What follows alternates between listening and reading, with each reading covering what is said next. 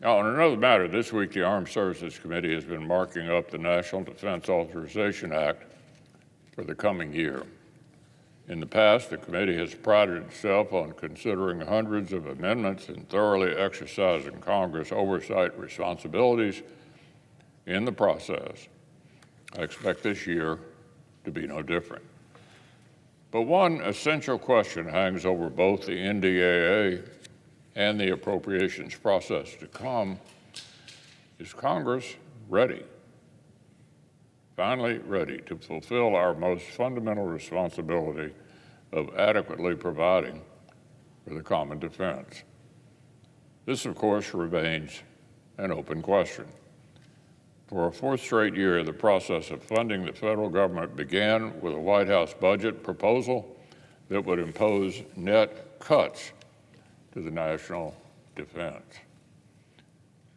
I've said it before, how can we expect to keep up with the pacing threat, the PRC, if our military budgets don't even keep pace with inflation?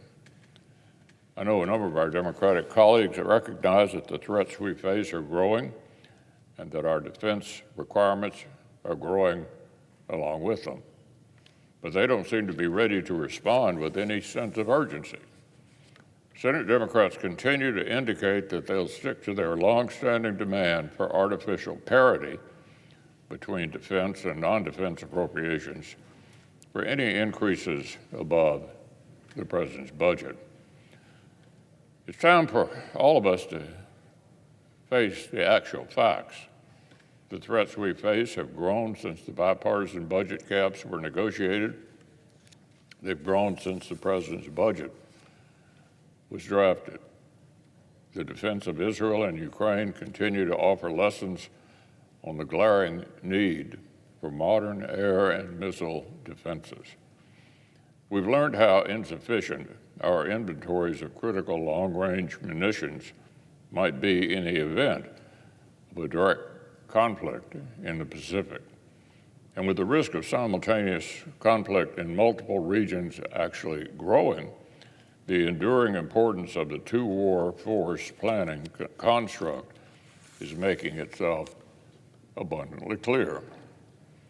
This is the reality our colleague, Ranking Member Wicker, was grappling with when he put together a detailed plan for an overdue generational investment in the national defense. And I'm grateful to my friend for his leadership. A serious roadmap for preserving our military primacy is on the table.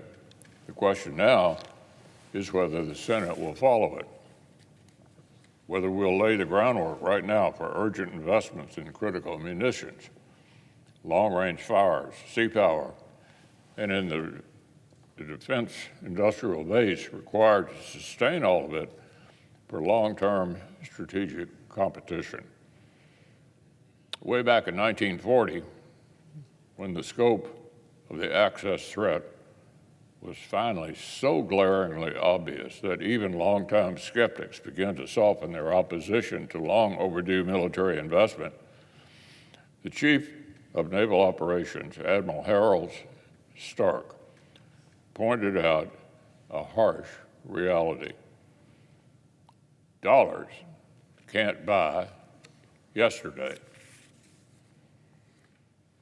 We're already facing a steep uphill climb to prepare America's armed forces to deter aggression and outcompete our adversaries. You can't surge readiness. We can't modernize overnight. Yesterday is right now, and it's time to invest in what we need to deter and defeat looming threats.